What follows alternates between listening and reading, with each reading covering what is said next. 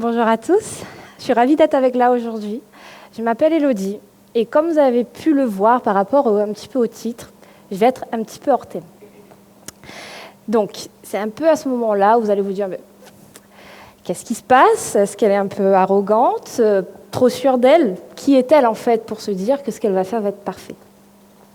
Et c'est OK, parce que je pense que ça vous est déjà aussi arrivé de porter des jugements sur vous-même, de vous sentir trop ou pas assez. De porter des jugements sur votre corps, votre vie, jamais trop, toujours. Jamais trop et toujours pas assez. Comme ce TEDx, vous êtes parfaitement à l'endroit où vous devez être en ce moment, avec la vie que vous devez avoir en ce moment. Et entre nous, il était impossible pour moi aujourd'hui d'être la nana hyper confiante que je rêve d'être, de tout vous raconter et de tout vous dire dans un discours d'une vingtaine de minutes. Et sur cette expérience qu'on pourrait juger imparfaite, vous allez également me juger. Et ce sera OK. Et cette expérience, finalement, elle sera parfaite. Pour vous, pour moi, parce que les mots qui sortiront et ceux que vous retiendrez seront parfaits pour vous. Donc, pour commencer ce parfait TEDx, je vais vous raconter une histoire. Imaginez un porteur d'eau indien qui, à l'extrémité d'une pièce de bois, porte 2 jarres. L'une des jarres est parfaite, belle et brillante. L'autre jarre a un éclat. Et alors que la jarre parfaite arrivait à assurer sa mission du début à la fin, sans faille et sans perdre de l'eau, la jarre imparfaite, elle, ne réussissait qu'à porter la moitié de sa cargaison d'eau. Alors la jarre parfaite était fière d'elle, et la jarre imparfaite, au bout de 2 ans, de ce qu'elle considérait finalement comme être un échec permanent, elle dit au porteur d'eau : « Je suis désolée, je te prie de m'excuser. » Pourquoi, lui répondit le porteur d'eau. À cause de moi, à cause de mon imperfection, tu ne vois pas tout le travail que tu fais. Tu ne récoltes pas le fruit de tes efforts. Et le porteur d'eau lui dit alors : sur le chemin du retour, je voudrais que tu regardes les fleurs sur le chemin. Et c'est ce que fit la jarre imparfaite. En remontant à la maison du maître, elle regarda les magnifiques fleurs qui étaient sur le chemin et ça lui mit du baume au cœur. Pourtant, elle se sentait toujours aussi mal. Et c'est alors que le porteur d'eau lui dit : « J'ai toujours su que tu perdais de l'eau. J'ai semé des graines et j'en ai tiré profit.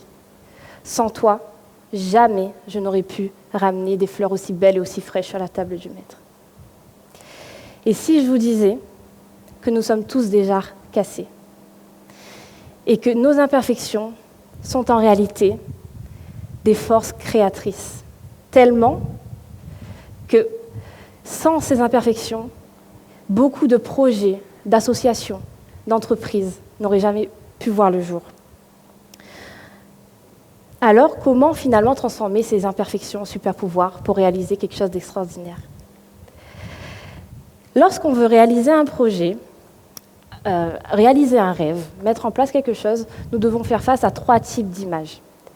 Celles que nous avons de la société, celles que nous avons de l'environnement et celles que nous avons de nous-mêmes. Je suis une femme, je suis musulmane et en plus, j'ai décidé de porter le hijab. Et en plus, j'avais des difficultés en maths. Et en plus, je suis jeune maman. Et en plus, j'avais pas forcément le profil de la businesswoman un peu trop bisounours pour ce monde. Dès que j'ai porté le hijab, j'étais un peu fichée. J'étais passée de la femme ambitieuse et libre à la femme soumise, discrète et sans voix. Toujours, selon la société, bien entendu. Je me souviens, lors d'une présentation d'entreprise, une gentille dame m'a dit avant de partir en plein milieu : « Mais affranchissez-vous » Ou encore de ce commentaire sur les réseaux sociaux : « Ce foulard m'intimide lorsque j'ai voulu donner ma première conférence. Alors oui, il y a des portes que la société française, en tout cas, me ferme. Adieu les concours de professeurs, adieu les postes à haute responsabilité dans les grandes entreprises.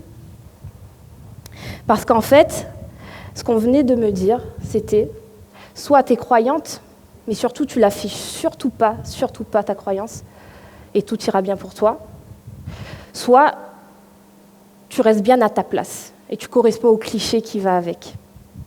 Sauf que moi, j'avais toujours des grands rêves, j'étais toujours la même ambition. Et j'ai finalement dû composer avec tout ça, inventer mes propres règles, mes propres normes et me dépasser. Mon hijab aujourd'hui, aux yeux de la société, c'est peut-être éventuellement vos kilos en trop ou en moins, votre timidité ou votre surconfiance en vous. Ça peut être aussi tous les traits de caractère finalement qu'on juge toujours être trop ou pas assez pour ce monde. Et ce n'est pas tout. Ça, c'était la partie la plus facile à passer. Parce qu'on a un sacré bagage, en fait, vous et moi. On part avec ce qu'on appelle des croyances. Donc, ces croyances héritées de notre environnement, de notre expérience, de comment on a grandi. Ces croyances façonnent notre regard sur le monde. Et en fonction de ces croyances, nous n'agissons pas de la même façon. Pour illustrer le tout, je vais me prendre comme exemple. Depuis petite, j'ai grandi dans un environnement où j'ai toujours été comparée. Ce que je faisais n'était jamais bien ou toujours décevant. Et finalement, ça fait de moi une adulte, toujours à l'affût de ce que les autres peuvent penser, toujours en train de se comparer à droite et à gauche, et de se dire ce n'est jamais assez bien, tu peux faire plus, tu peux faire mieux. Finalement, lorsqu'on m'a dit, à partir de ces croyances-là, lorsqu'on m'a dit, mais avoir un enfant et ouvrir une entreprise 6 mois plus tard, c'est chaud quand même, non? Écoutez, je n'ai jamais été aussi forte que depuis que j'ai eu mon fils. Lorsqu'on m'a dit, ouvrir une entreprise tournée vers l'humain en faisant du marketing, il n'y a pas quelque chose qui cloche? Non, ce sont vos croyances. Mais malgré tout, il y a eu un moment où j'ai intégré ces croyances comme étant les miennes et j'ai fini par revoir mes ambitions à la baisse. Donc, j'ai commencé à faire n'importe quoi professionnellement parce qu'il fallait que ma famille soit en sécurité. J'ai voulu faire un truc qui paye et puis c'est tout. Un truc dénué de sens. Et vous savez quoi? Ça n'a pas marché. Je suis partie au bout d'1 an de cette entreprise. Les derniers mois ont vraiment été très difficiles parce que je pleurais tous les soirs en rentrant et je me levais tous les matins en retard. Je me sentais mal, vraiment mal d'y aller. Donc, après cette expérience professionnelle qui fut déroutante, j'étais au chômage. Mon mari l'était également.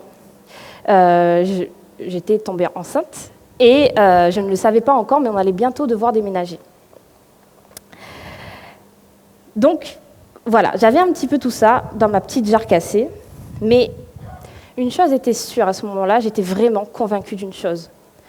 Je ne voulais pas choisir entre être maman et faire carrière, entre être croyante et faire carrière, et entre être riche et faire une entreprise finalement qui soit tournée vers l'humain.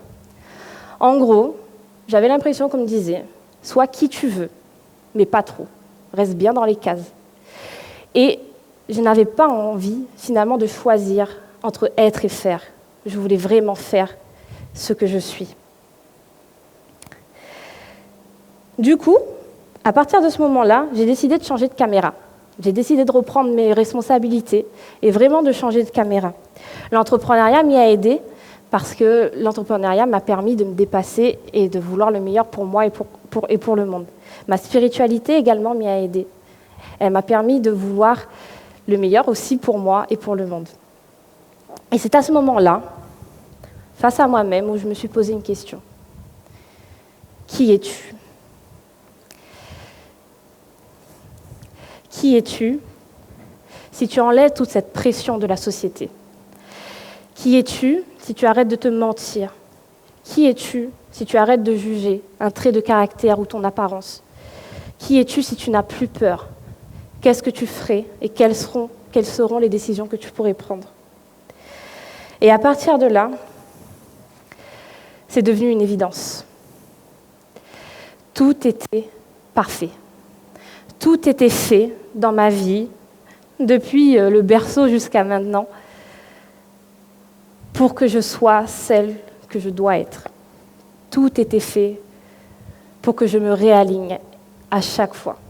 Et de toute façon, lorsque je perdais le chemin, on va dire, la vie trouvait bien une façon de me ramener sur le chemin avec une épreuve ou autre chose, quelqu'un, un signe. Alors, j'ai quelque chose à vous proposer. Quoi que vous viviez aujourd'hui, c'est parfait. Et 2 choix s'offrent à vous. Parce que vous aussi, vous pouvez décider de changer de caméra, de choisir ce qui est important pour vous. Et de regarder un petit peu ces petits couacs, finalement, avec d'autres yeux, de les regarder de l'extérieur. Et aujourd'hui, quoi qu'il se passe, vous avez 2 choix. Premièrement, soit vous plaindre du gouvernement, de la société, ou je ne sais pas de quoi encore. Deuxièmement, écouter les signes, prendre les leçons, vous adapter, vous dépasser. Peu importe le choix que vous allez faire aujourd'hui, c'est parfait, tant qu'il est fait en conscience. Bon, moi j'ai choisi la deuxième solution. Et finalement, lorsque je change de caméra, tout prend sa juste place. Tout est parfait. J'ai compris pourquoi mon mari il exerçait un métier dans lequel je ne le voyais pratiquement jamais. J'ai compris pourquoi j'avais certains défauts, autant que pourquoi j'avais certaines qualités. J'ai compris que tous ces moments où j'aurais aimé que ça se passe autrement, j'ai compris qu'ils étaient juste parfaits. Et j'ai compris que tous ces moments où j'aurais aimé être quelqu'un d'autre, j'ai compris qu'être moi-même était juste la meilleure solution. Et c'est ce qui se passe, en fait, finalement, avec ce parfait TEDx, parce que je fais de mon mieux, et c'est ce qui le rend parfait. Alors, le fameux de l'histoire de tout ça, c'est qu'aujourd'hui, finalement, j'ai 26 ans, j'ai 2 entreprises, je suis toujours maman, et si je n'avais pas eu tout ce chemin de vie, si je n'avais pas eu toutes ces épreuves, je n'en serais pas là où je suis aujourd'hui. Et waouh, juste merci, parce que je n'aurais tellement pas été moi-même à une autre place. Alors tout ça, finalement, c'est parfaitement imparfait. Et tant qu'on vise l'excellence et pas la perfection, au sens où on l'entend aujourd'hui, puisque tout est parfait, alors tout est parfait. Donc vous aussi, aujourd'hui, vous pouvez vous débarrasser un peu de toute cette petite croûte malsaine qui s'est rajoutée au fur et à mesure de vos expériences et avoir une vie époustouflante selon vos normes à vous. Donc, aujourd'hui, j'ai une question. Aujourd'hui, si vous changez de caméra, avec tout ce que vous êtes, tout ce que vous avez, vos expériences, si vous deviez et pourriez laisser une trace et un impact sur Terre, lequel serait-il? Et je vous invite à ressentir au fond de vous cette cause qui émerge et pour laquelle vous avez envie de vous battre, cet enjeu. Et je peux vous assurer qu'une fois que vous aurez fait émerger cette cause, plus rien ne pourra vous arrêter. Alors, vraiment, aimez vos blessures, chérissez-les. C'est la plus belle chose que vous pouvez avoir et que vous pouvez offrir au monde. Et pour terminer, j'aimerais vraiment encore une fois vous poser cette question. Aujourd'hui, avec tout ce que vous êtes, tout ce que vous avez, si vous deviez et pourriez laisser un impact et une trace sur Terre, quel serait-il?